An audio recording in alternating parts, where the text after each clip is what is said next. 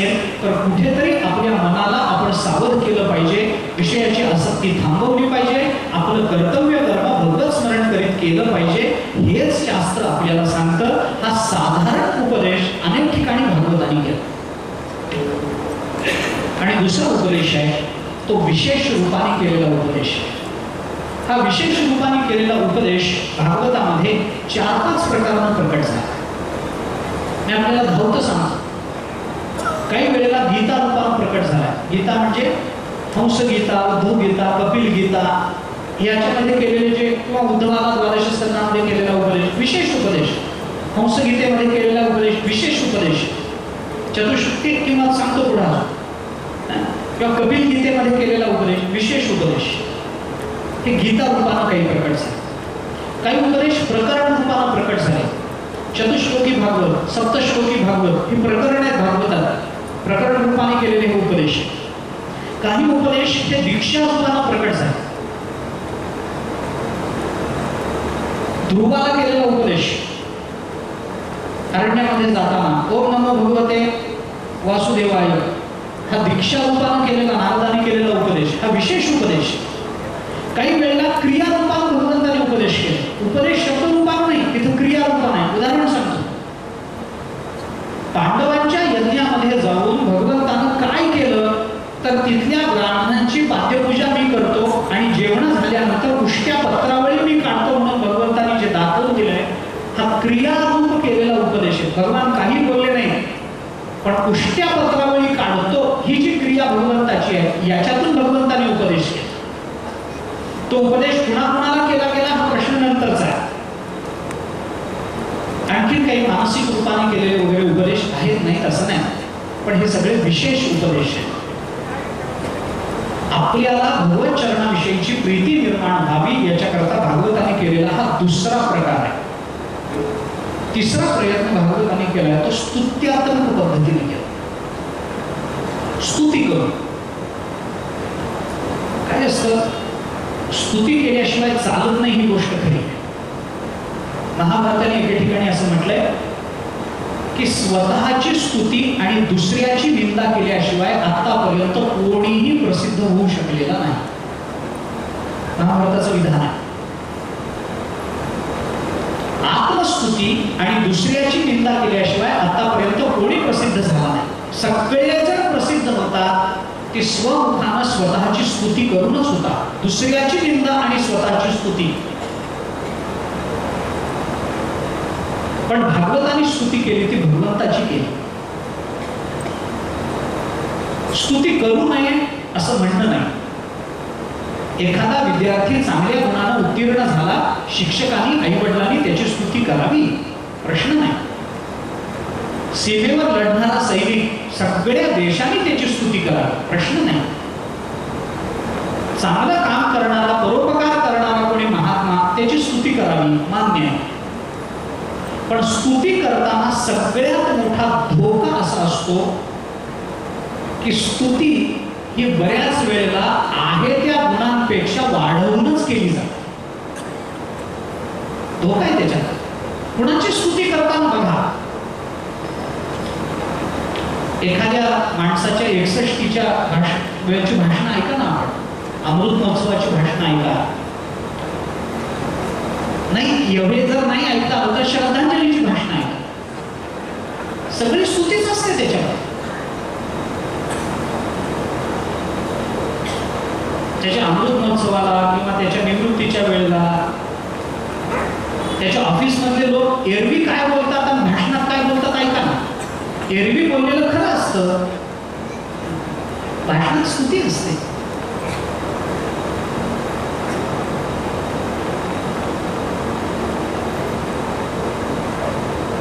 एका सरकारी कार्यालयात काम करणाऱ्या एका माणसाच्या निवृत्ती प्रसंगामध्ये गेलो. काही कारण नव्हतं मला जायचं, पण गावामध्ये कीर्तन होतं म्हणून गेलो. तर तो कार्यक्रम चालू होता, मला बसव. गमत आहे ना, म्हणजे अलीकडच्या काळातली फार जुनी सांगतोय असं नाही, या वर्षभरातली घटना असेल. त्याच्या भाषणामध्ये सरकारी कार्यालयामध्ये काम करणारा माणूस आहे आणि त्याच्या निवृत्तीचं भाषण म्हणून करताना सगळ्यांनी त्याचा गौरव करताना सांगितलं, सरकारी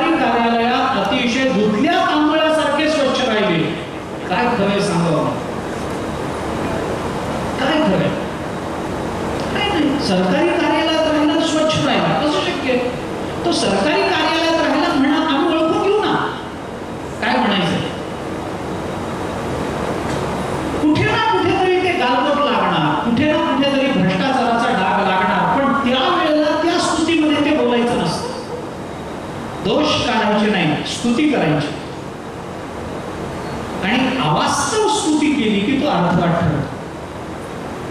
मग भागवतांनी जे भगवंताच्या स्तुतीचे जे सगळे गीत गायलेली आहेत, तो सगळा अर्थवाद मानावा का? मानू नये. का मानू नये त्याचं कारण सांगतो. का मानू नये त्याचं सरळ कारण असं आहे की भगवंताबद्दल काहीही बोललं तरी भगवंताच्या गुणामध्ये ते खपून जातं, म्हणून तो अर्थवाद होत नाही. किंवा भगवंताबद्दल आपण काहीही बोललो तरी भगवंताच्या व्यापकापुढे ते तुच्छ ठरतं, म्हणून ते वाढवून सांगणं होतच नाही. सरळ आहे. मी आपलं उदाहरण सांगतो. विरोधे गुणवादस्य तत्वादो अवधारिते भूतार्थवादस्तद्धानात् अर्थवादस्त्रिधामतः असं 3 प्रकारचा अर्थवाद सांगितला जातो. या तिन्हीले अर्थवादच म्हणतात. ते तिथं तो गुण नसताना तो गुण सांगणं हा गुणवाद आहे. ते सगळ्यांना माहिती असलेलंच सांगणं हा अनुवाद आहे. आणि ज्या माहितीचा विशेषत्वानं फरक पडणार नाही असं सांगणं हा भूतार्थवाद.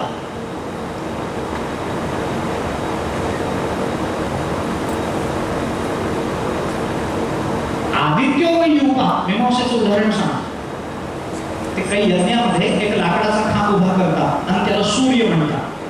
त्या सूर्याची पूजा करून रोज यज्ञाला बसायचं असतं. लाकडाचा खांब असतो. युग म्हणजे तो खांब, त्याला काय म्हणायचं? आदित्य, सूर्य.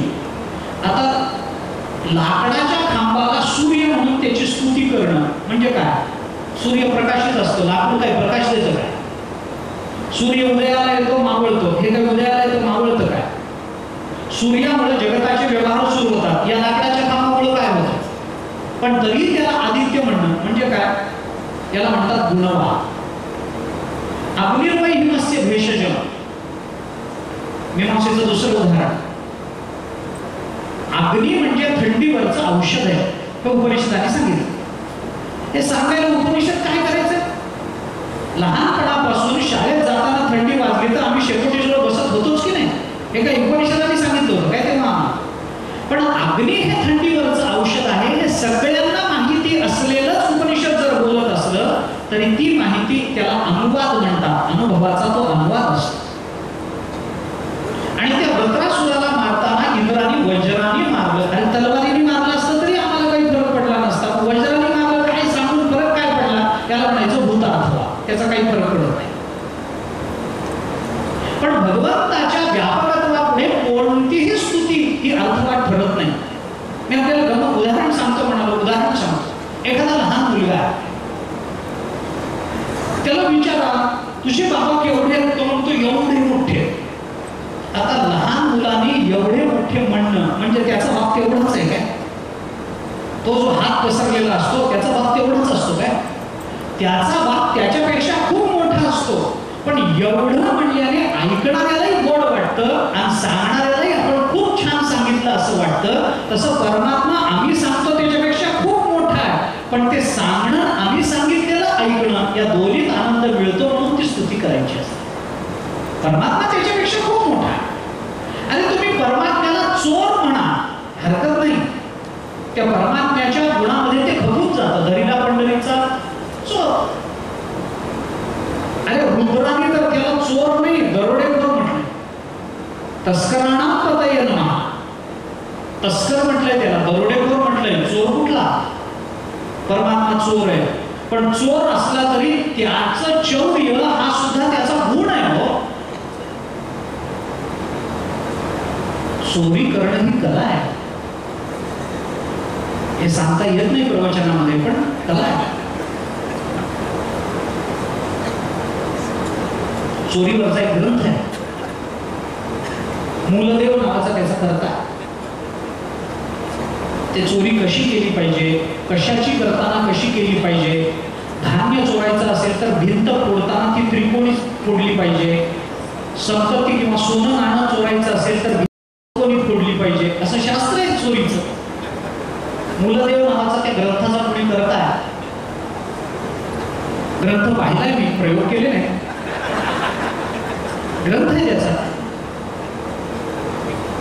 चोरी ही कला आहे आणि या कलेमध्ये भगवान श्रीकृष्णा एवढा निष्णात अजून जन्माला यायचा आहे. हे सामान्य चोर काय, चोर त्यांना चोर म्हणणं सुद्धा अपमान आहे.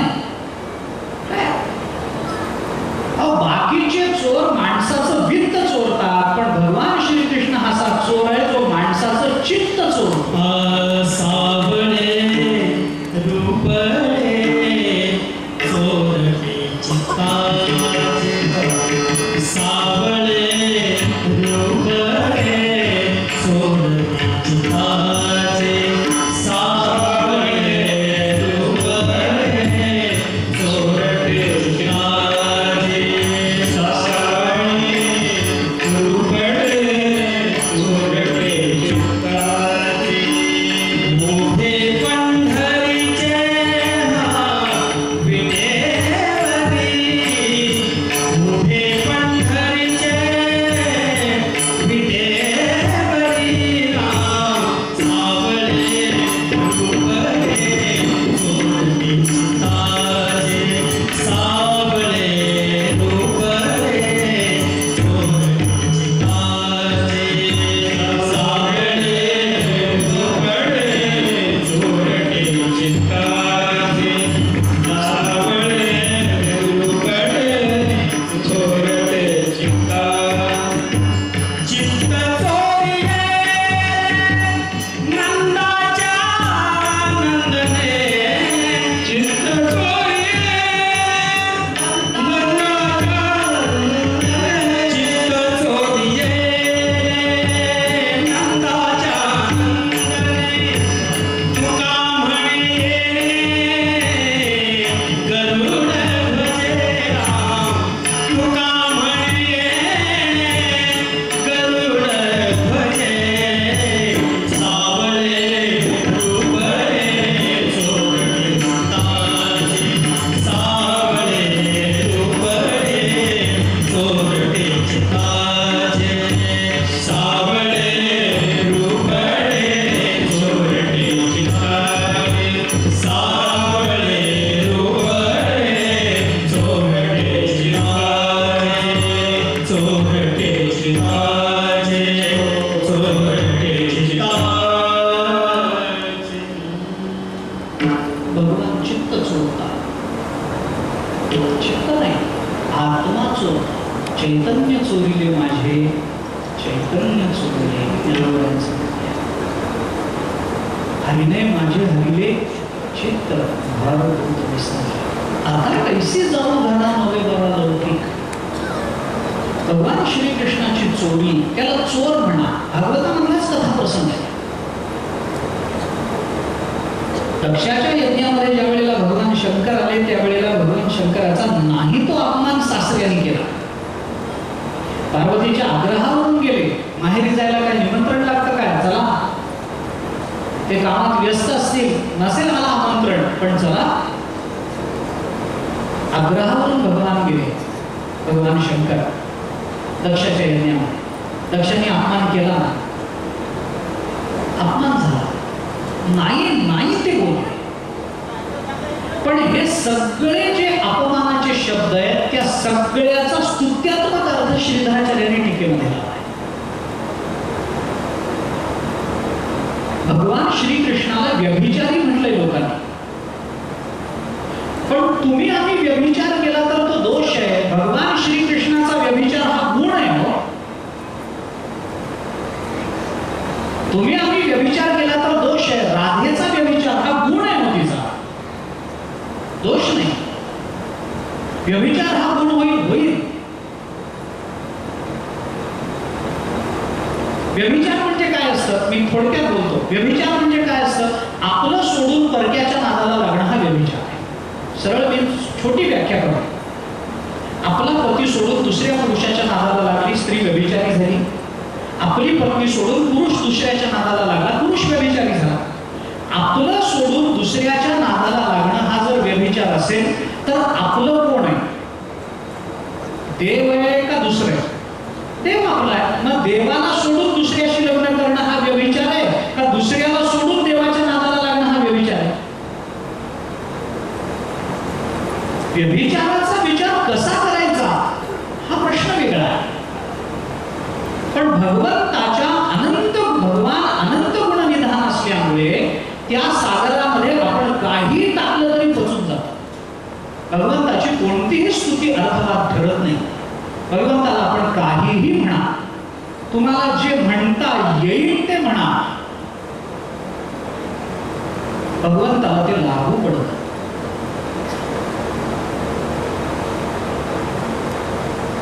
भगवंताला भोळा म्हणतात. भक्तिशास्त्रामध्ये काही ठिकाणी तर भगवंताचं वर्णन करताना, त्याची निंदा करताना इतकं पुढे गेलंय की भगवंताला मूर्ख म्हणण्यात आलं. इथपर्यंत मजल गेली. भक्ताने सांगितलं मूर्ख म्हटलं तर बिघडलं कुठं? त्याच्या व्यापकाला सगळं खपून जातं, त्याला काही म्हणा म्हणजे मूर्ख आहे. असं कसं मूर्ख? भगवंताने सांगितलं मी आहे, त्याला मी काय करू? भगवंताचे शब्द आहे. त्याच्या एवढं खोटं बोलणारा दुसरा कोणी नाही. भगवान म्हणतात मान्य आहे मला. दशमस्कंदामध्ये म्हटलंय भगवंतात. भगवान म्हणतात मी खरं बोलतो असा माझा दावाच नाही. भगवंताचे शब्द आहेत दशमस्कंदात. मी खरं बोलतो असा माझा दावाच नाही. मी बोलतो त्याला जग खरं मानतं, मी काय करू?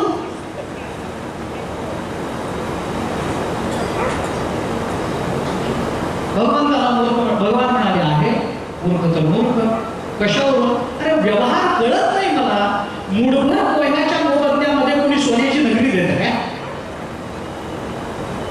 पण औदार्य हा गुण झाकून टाकून त्याला जर निंदा केली तर ती निंदा सुद्धा त्याच्या व्यापकत्वामध्ये तो खपवून घ्यायला तयार.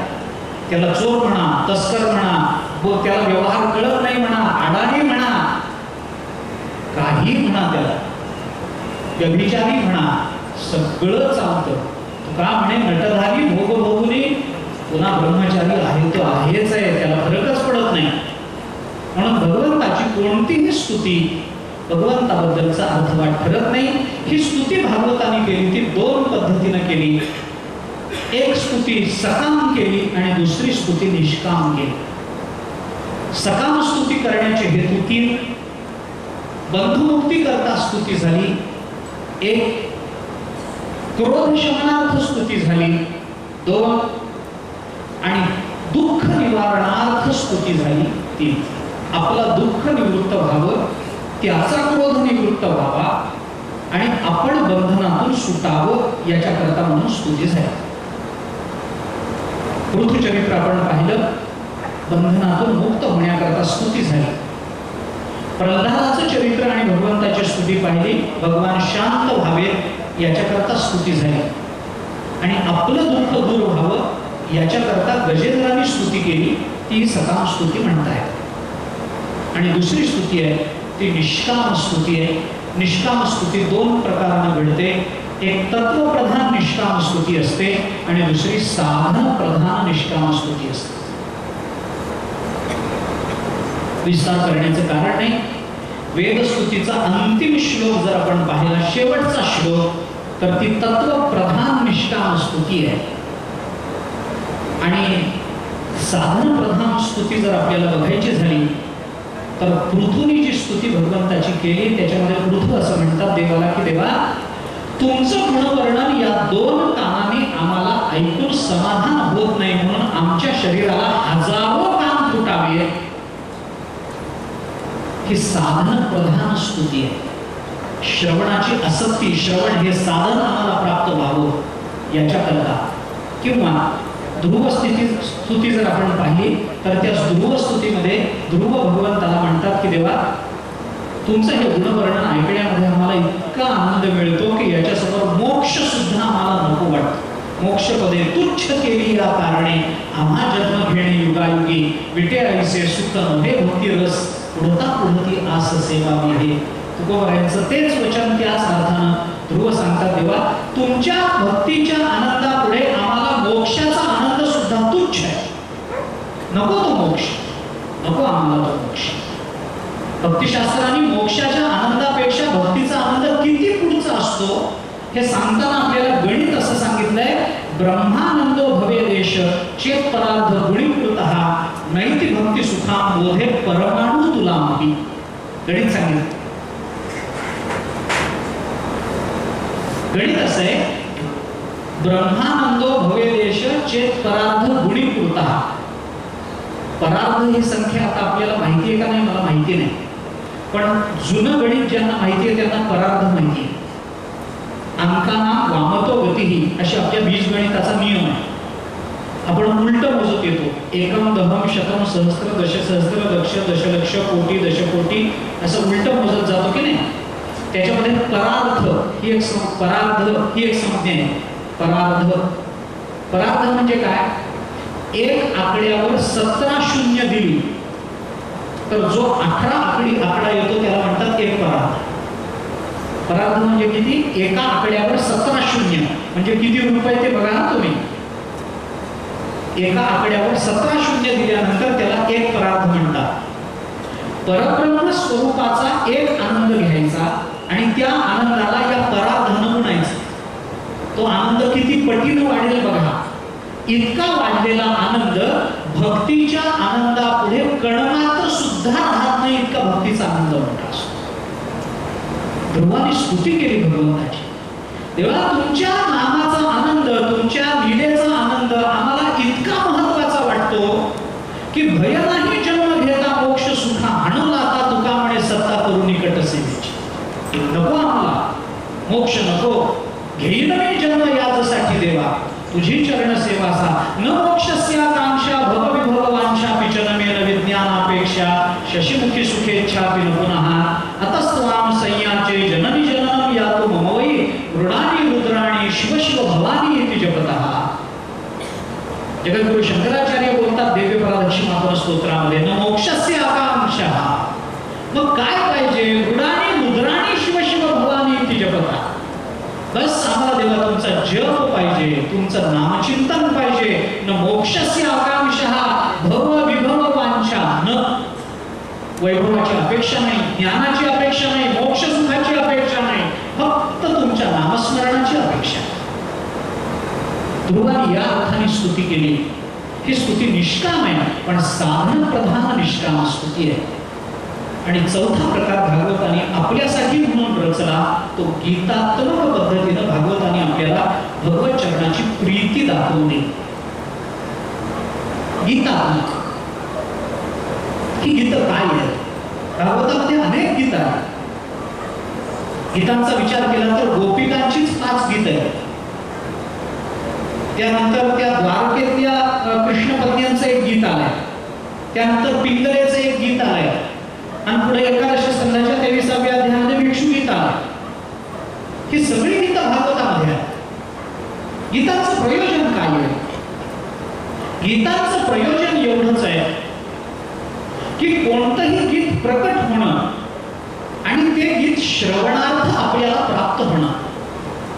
याचा सगळ्यात मोठा लाभ हा असतो की गीतांमुळे संगीतामुळे अंतःकरण लवकर वितळत असतं. संगीताचं हे सामर्थ्य आहे, त्याच्यानं अंतःकरण वितळतं, अंतःकरणाला द्रवरूपता प्राप्त होते. एखादी गोष्ट किती आपण 2 तास सांगत राहिलो तरी त्याच्यातून तेवढं कळत नाही जेवढं तुकाराम महाराजांच्या 4 चरणातून कळत. तेवढंच आम्ही 2 तास त्याच्यावर बोलतो, उपयोग नाही.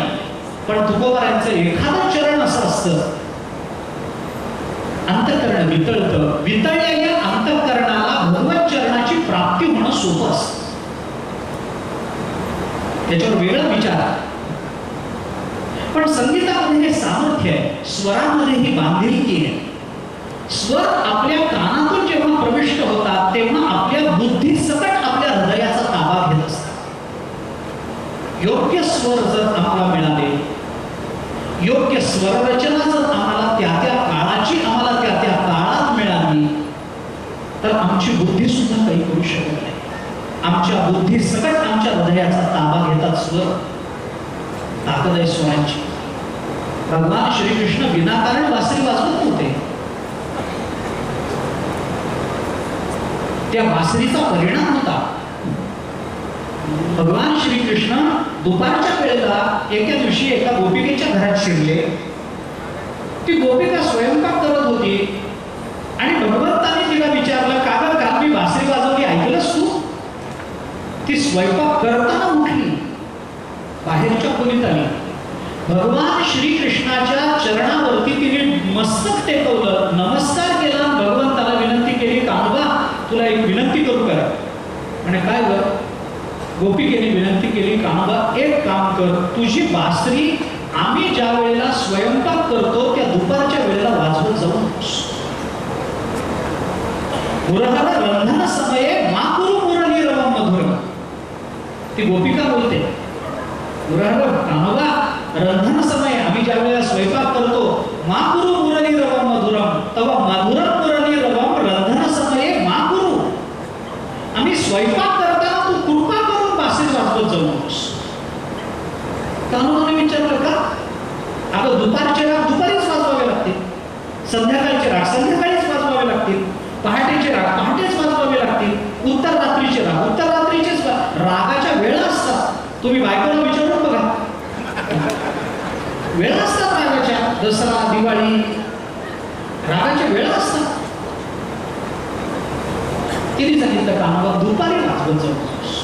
मुरहर रंधन समये माकुरु मुरली रवम मधुरम. आणि का? तिने सांगितलं गोड चिंता.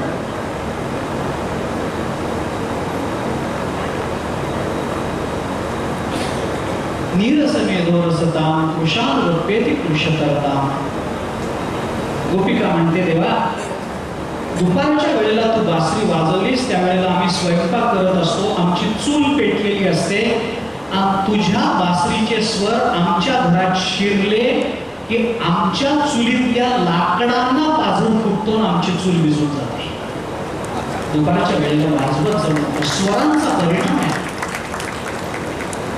तुझ्या मुरलीचा स्वर आमच्या घरात शिरला की पेटत्या लाकडांना पाझर फुटतो आणि आमची लाकड विझून जातात, आमची चूल विझते, आम्हाला स्वयंपाक करता येत नाही. नीरसमेधो रसताम कृशानुरपेति कृशतरताम. स्वरांची बाब ही स्वरांचा परिणाम आहे. तुझ्या मुरलीचा ध्वनी अकल्पित पडला तारे, पिवळ झाले अंतःकरणी, घरधंदा विसरले. आहार सावर्या कैसी वाजविली मुरली. आहार सावर्या कैसी वाजविली मुरली. आहार सावर्या कैसी वाजविली मुरली. आहार सावर्या कैसी वाजविली मुरली. मुरली मोहे केवळ बाळ, देणे हरला माझा बाळ. संसार केला कामाने, घरधंदा विसरले. आहार सावर्या कैसी वाजविली मुरली. आहार सावर्या कैसी वाजविली मुरली. आहार सावर्या कैसी वाजविली मुरली. आहार सावर्या कैसी वाजविली मुरली. भागवतामध्ये गीतं प्रकट झाली. ही गीतं काय आहेत? आपली परवानगी न घेता लय, ताल, प्रास, यमक अशा युक्ततेनं जी शब्दरचना एकदम प्रकट होते ती गीत आहे. तुकाराम महाराजांचे अभंग काय आलेल्या अनुभवावरची उत्स्फूर्त प्रतिक्रिया. तुम्ही अशी कल्पना तरी करू शकता काय की तुकोबाराय रात्री विचार करत बसले, आता उद्या निदान 3 तरी अभंग निर्माण केले पाहिजे. म्हणून 2 अभंग लिहून झाले, मग 3रा अभंग काही केल्या जमेना, यमकच जमलं नाही म्हणून तुकोबारायने कागद फाडून टाकले. कल्पना तरी शक्य आहे काय? तुकोबाराय देवासमोर उभे राहिले आणि उत्स्फूर्त म्हणाल्या, सुंदर ते देवाला उभे भेटले. त्याला विचार नाही, पण त्याच्यात बघितलं तर साहित्य दृष्टीने यत्किंचित चूक नाही, काही चूक नाही. पण यमक आहे, प्रास आहे, लय आहे, ताल आहे, पण हे उत्स्फूर्ततेनं प्रकट झालं ते गीत आहे. त्याला प्रसंग तसे घडावे लागतात, अनुभव यावा लागतो, ज्ञान व्हावं लागतं. कधी ज्ञानामुळे गीत घडतं, निर्माण होतं, कधी अनुभवामुळे निर्माण होतं, कधी विरहामुळे, कधी प्रेमानं, कधी एकांतात, कधी लोकांतात. या गीतामुळे अंतःकरण द्रवीभूत होतं आणि द्रवलेलं अंतःकरण प्रवाही रूपानं भगवत चरणाकडे लवकर प्रवृत्त होतं. द्रव पदार्थाचा नियम आहे, ते उताराकडे धावत असतं. ज्ञानोबारांनी चिंतन केलंय, खालाला धावे पाणी, भ्रमर सुखाची एक राणी, नाना सुटाला सांजवणी वत्सु दैसा. मधुसूदन सरस्वतींनी भक्तीची व्याख्या करत असताना भक्ती रसायनामध्ये द्रुतस्य भगवत धर्मा धारावाहिकतां गता सर्वेशे मनसो वृत्ती ही भक्तिरित्य विधीयते अशी भक्तीची व्याख्या केली. आपलं अंतःकरण लाखेसारखं असतं. लाख नाही का? लाख. ती लाखची कडक असते, पण तिला वितळवावं लागतं. एकदा ती लाख वितळली की त्या वितळलेल्या लाखेमध्ये एक रंग टाकला, तो त्या लाखेचा कायमचा रंग होऊन गेला. पुन्हा ती लाख वितळून दुसरा रंग त्याच्यात नाही टाकता येत. तसं आपलं चित्त राखेसारखं असतं, लाखेसारखं. परमात्मा आपल्या जीवनामध्ये जे दुःखाचे प्रसंग निर्माण करतो, त्या दुःखानं आपल्या ते लाख रूपी अंतःकरण वितळलं पाहिजे, याच्याकरता ते तप्त होण्याकरता दुःखाचे प्रसंग जीवनात येतात. दुःखानं वाईट वाटून घ्यायचं नाही, आपलं अंतःकरण लवकर वितळावं अशी भगवंताची इच्छा आहे. संतप्त झाल्याशिवाय ते वितळत नाही. याच्याकरता ते एकदा वितळलं अंतःकरण, दुःखाने वितळलं, ज्ञानाने वितळलं, अनुभवाने वितळलं, विरहाने वितळलं, प्रेमाने वितळलं, एकांतात वितळलं, लोकांतात वितळलं, ते अंतःकरण द्रवरूप झालं की त्या धारावाही होतं. धारा 2 प्रकारच्या असतात, एक जलधारा असते आणि दुसरी तैलधारा असते. आपण पाण्याची धार धरून बघा आणि तेलाची धार धरून बघा. पाण्याची धार तुटत तुटत तुटत तुटत पडते, पण तेलाची धार एकदा धरली की ती अखंड पडते. भक्ती ही तैलधारावर असते.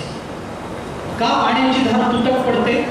कारण पाण्यामध्ये स्नेह नसतो, तेलामध्ये स्नेह नसतो.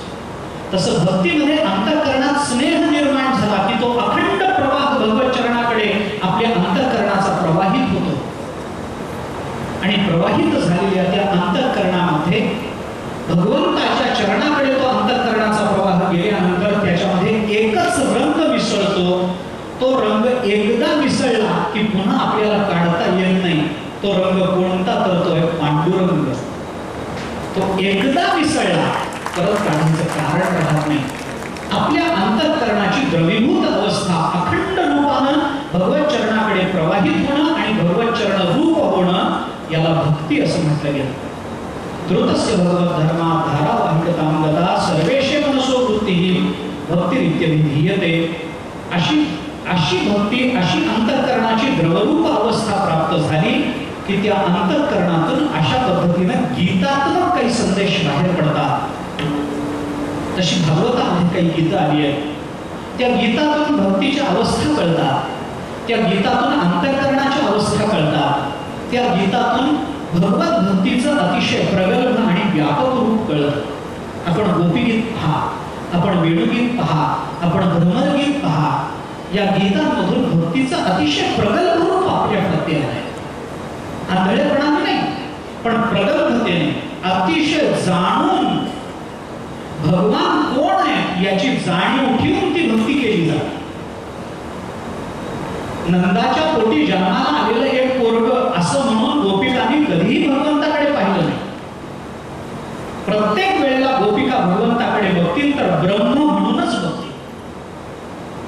शृणु सखी कौतुकमेकं नंदनिकेतांगणे मया दृष्टं गोधूली धूसरितां गो नृत्यति वेदांत सिद्धांत. एक गोपिका सकाळच्या वेळेला बाहेर पडली, नंदाच्या वाड्यावरून पुढे गेली आणि पुढे रस्त्यात भेटलेल्या आपल्या मैत्रिणीला तिने सांगितलं, शृणु सखी, ऐक. शृणु म्हणजे काय सांगतेस? कौतुकमेकं, एक आश्चर्य बघितलं ते सांग. म्हणजे कुठे बघितलंस आश्चर्य? नंदनिकेतांगणे मया दृष्टं. आता नंदाच्या अंगणामध्ये मी आश्चर्य बघून आले ते सांगते, ऐक. आणि काय आश्चर्य बघितलंस? ती म्हणाली, अगं काही नाही, येता येता मी नंदाच्या अंगणात असं पाहिलं की गायीच्या खुरांनी उडालेल्या धुळीमध्ये वेदांताचा सिद्धांत नाचत होता. आता मी बघून आलो. म्हणजे नंदाचा मुलगा हा कोणी सामान्य माणूस नाही, तर तो वेदांताचा सिद्धांत आहे याची जाणीव गोपिकांना होती. म्हणून गोपीगीतातून प्रकट झालेली भक्ती प्रगल्भ आहे, भ्रमरगीतात प्रकट झालेली भक्ती प्रगल्भ आहे, वेणुगीतात प्रकट झाली. गोपींच्या मुखात 5 गीतं आली आहेत. द्वारकेतल्या कृष्णपत्न्यांचं एक गीत आहे, पिंगलेचं एक गीत आहे आणि भिक्षूचं एक गीत आहे. इतकी गीतं भागवतामध्ये आले.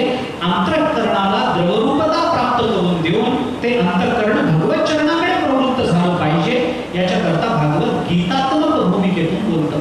म्हणजे उपदेशात्मक पद्धतीनं भागवत बोलतं, भागवत आपल्याला घटनात्मक पद्धतीनं बोलतं, भागवत आपल्याला स्तुत्यात्मक पद्धतीनं बोलतं आणि भागवत आपल्याशी गीतात्मक पद्धतीनं बोलतं.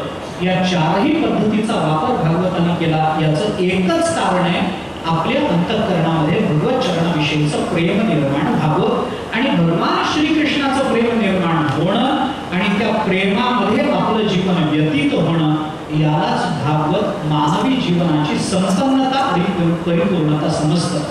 त्यासाठी भागवताने आपल्याला उपदेश केला. त्या भागवताचं चिंतन आपल्याला करायचं आहे. योग्य वेळेमध्ये योग्य कथा पुढे येतील असं नाही, पण जेवढ्या जशा मला सांगणं शक्य आहे तेवढ्या सांगण्याचा मी प्रयत्न करतो. शक्यतो वेदांतात जास्त न जाण्याचा प्रयत्न मी करणार आहे, परंतु तरीही जेवढा वेदांत सांगणं आवश्यक वाटतं तेवढं सांगणं हेही महत्त्वाचं आहे, म्हणून तोही सांगतो.